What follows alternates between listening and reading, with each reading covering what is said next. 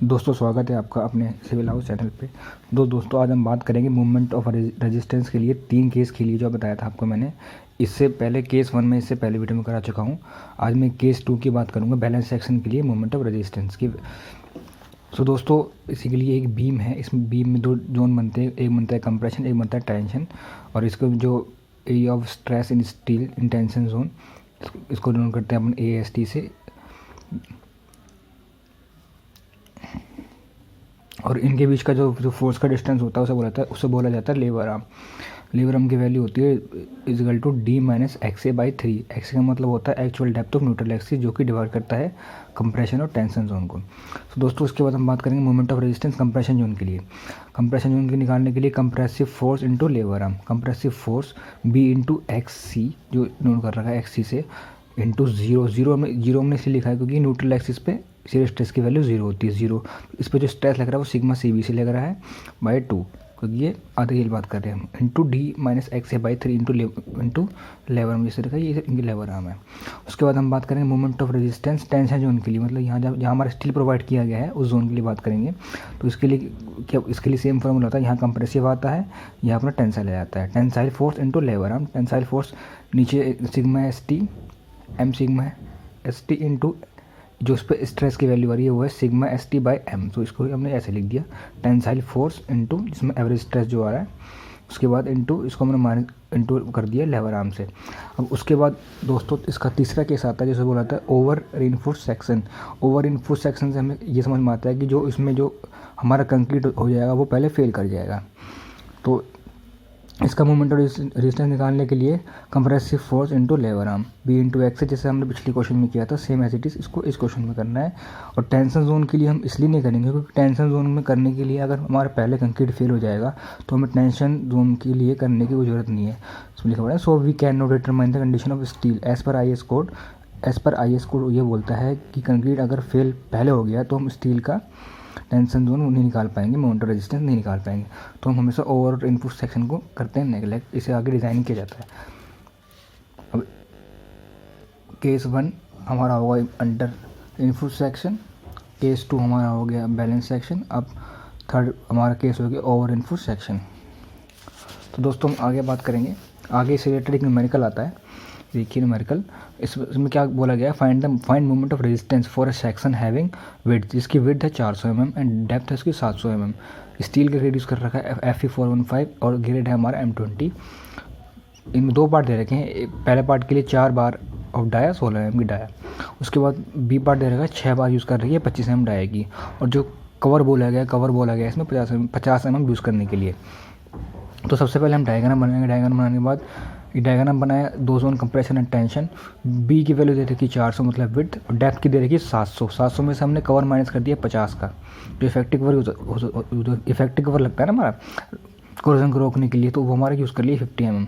मतलब जहाँ से हमारा स्टील प्रोवाइड होगा उसके नीचे जो कंक्रीट का जो बॉटम का डिस्टेंस होता है और स्टील का जो CG का डिस्टेंस होता है, मतलब स्टील जहाँ प्रोवाइड किया जाता है उसके CG से लेके इसके बॉटम तक का डिस्टेंस को बोला जाता है इफेक्टिव कवर, जो कि हमें कोरोजन से बचाता है। तो इसमें हमने कंप्रेशन जोन डिवाइड कर दिया, टेंशन जोन डिवाइड कर दिया।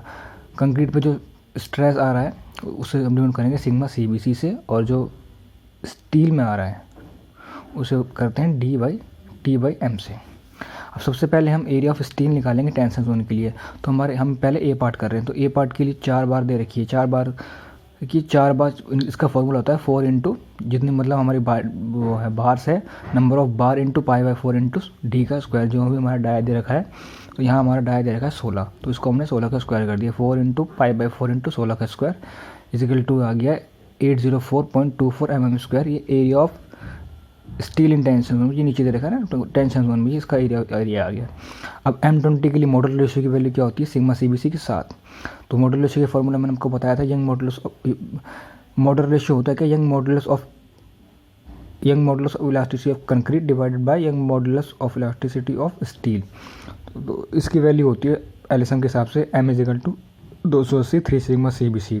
सिग्मा CBC की वैल्यू M20 के हिसाब से, जैसे कि M20 के लिए 7 है, M25 के लिए अलग है, ये भी आपको मैंने टेबल में बता रखा है। उसके बाद M की वैल्यू दे रखी 280 ऊपर दे रखा है इंटू 3 इंटू सिग्मा CBC की वैल्यू 7, तो इसका आंसर आएगा 13.33। ये मॉडल एम की वैल्यू होगी। सो दोस्तों अब हम बात करेंगे एक्चुअल डेप्थ जो कि डिवाइड करती है कंप्रेशन और टेंशन जोन को, ठीक है। और ये एक्चुअल डेप्थ निकालेंगे, एक निकालेंगे कंप्रेशन जोन के लिए, एक निकालेंगे टेंशन जोन के लिए। तो कंप्रेशन के लिए बी इंटू एक्स से, एक्स से मल्टीप्लाई करेंगे इंटू जिस पे स्ट्रेस आ रहा है into minus D minus X से। बी की वैल्यू दे रखी 400 मल्टीप्लाई कर दिया इंटू एक्स से स्क्वायर बाय 2। एक्स का स्क्वायर इसलिए लिखा है क्योंकि बी इंटू एक्स से बाय 2, तो इसलिए एक्स का स्क्वायर बाय 2 आ गया। Equal to sigma S T टी की वैल्यू हमने निकाली 230 इसकी वैल्यू है। उसके बाद डी माइनस एक्स से, डी की वैल्यू 650 माइनस एक्स से, तो एक्चुअल डेप्थ की वैल्यू हमारी आ गई इजिकल टू 161.75।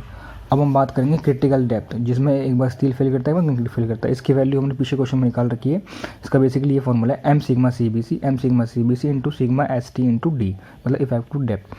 अब M sigma C B C की वैल्यू हमने यहाँ निकाली थी 13.33, ये रही मेटल रेशियो की एम 13.33, और सिग्मा सी बी सी की वैल्यू 7, M20 ग्रेड के लिए होती है 7, तो हमने 7 पुट कर रखा है। अब उसके बाद हम दोबारा सेम एज इट इज ऐसे लिखेंगे क्योंकि नीचे लिख रखा है M sigma C B C की वैल्यू, एम की वैल्यू 13.33 मतलब मॉडल रेशियो, और सिग्मा सी बी सी की M20 के लिए होती है 7 into sigma S T into 230 into 650 equal to ये आ जाएगा 187.850। ये एक्स सी की वैल्यू होगी, X C critical depth of neutral axis, ये होगी एक्स सी की वैल्यू। दोस्तों आगे आएंगे, अब इन दोनों वैल्यू को हम करेंगे कंपेयर कि हम जानने के लिए हमारा कौन सा सेक्शन, उसी हिसाब से हम डिज़ाइनिंग करते हैं। एक्स सी की वैल्यू आ गई 161.75 और एक्स सी की वैल्यू आ गई 187.85, तो इसमें एक्स सी की वैल्यू ज़्यादा होगी, तो ये अंडर रेनफोर्स सेक्शन बन गया।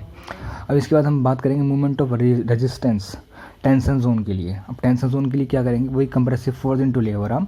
कंप्रेसिव फोर्स में 2 पार्ट आ जाएंगे, एरिया अंडर टेंशन की, जितना टेंशन के अंदर जितना एरिया है तो वो एरिया, और उस एरिया में जो एवरेज स्ट्रेस आ रहा है उसकी वैल्यू लिखेंगे और इनटू उसको मल्टीप्लाई कर देंगे लेबर आर्म से, तो इसका मूवमेंट ऑफ रेजिस्टेंस आ जाएगा। अब एरिया अंडर स्ट्रेस टेंशन मतलब टेंशन जोन में कौन सा एरिया है, तो हमारा है MAST, ये हमारा एरिया हो गया, इनटू जो हम इस पर एवरेज स्ट्रेस आ रहा है सिग्मा एस टी स्ट्रेस आ रहा है, इसको मल्टीप्लाई कर दिया हमने D minus x A by 3।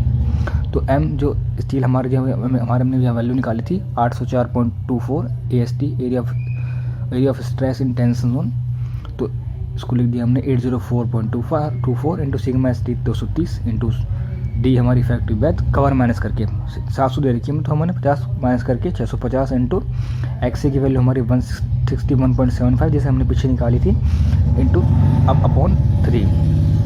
तो मोमेंट ऑफ रेजिस्टेंस की वैल्यू होगी टेंशन जोन के लिए 110.264 किलो न्यूटन। सो दोस्तों ए पार्ट का हमारा आंसर ये आ गया, मोमेंट ऑफ रेजिस्टेंस हमने निकाल दिया जो हमको क्वेश्चन में पूछा गया था। अब इसके बाद हम आते हैं इसके बी पार्ट में। बी पार्ट भी एज इट इज होगा, बस इसमें जो नंबर ऑफ बार्स एंड जो डाया है वो चेंज हो जाएगा। और नंबर ऑफ बार्स निकालने के लिए क्या करेंगे, area of steel in tension zone into अब के बार हमारे पास 6 बार है, तो 6 बार को 6 इंटू पाई बाई 4 इंटू 25 का स्क्वायर, तो उसकी वैल्यू आ जाएगी 2945.5। और ग्रेड हमारा सेम M20 यूज़ होगा, तो M की वैल्यू हमारे पास 7 आ जाएगी। मॉडुलर रेशियो निकालने के लिए 280 3 सिग्मा CBC, तो 280 3 इंटू सिग्मा CBC की वैल्यू 7, तो 13.33 सेम आ गया। अब हम मोमेंट ऑफ एरिया कंप्रेशन और टेंशन जोन को कंपेयर करा जाएगा।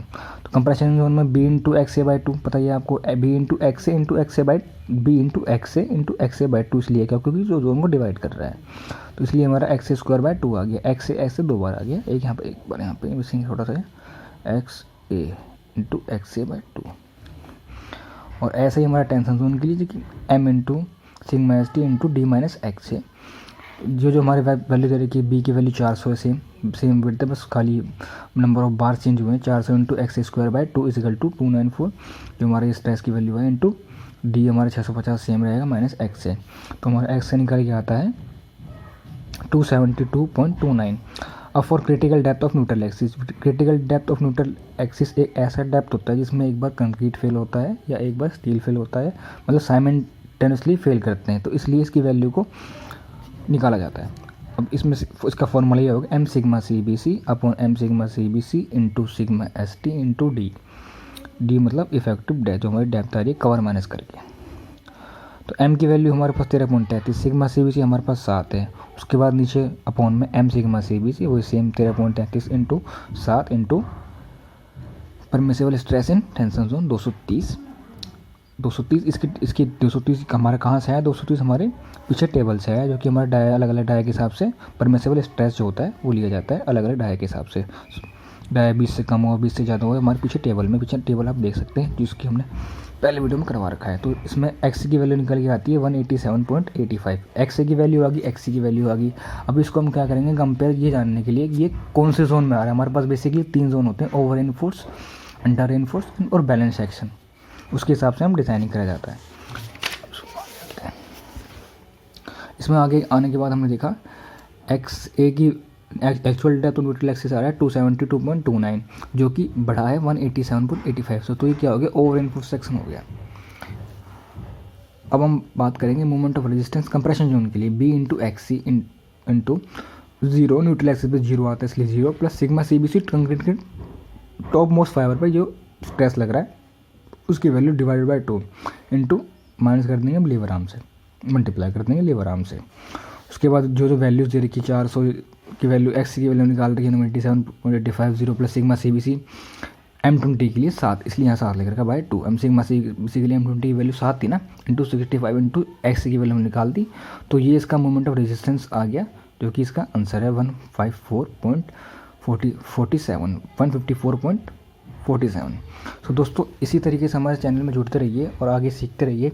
इसके आगे हम कल कंटिन्यू करेंगे। सो दोस्तों हमारे चैनल को देखने के लिए, हमारे वीडियो को देखने के लिए धन्यवाद बहुत बहुत आपका। मिलते हैं कल।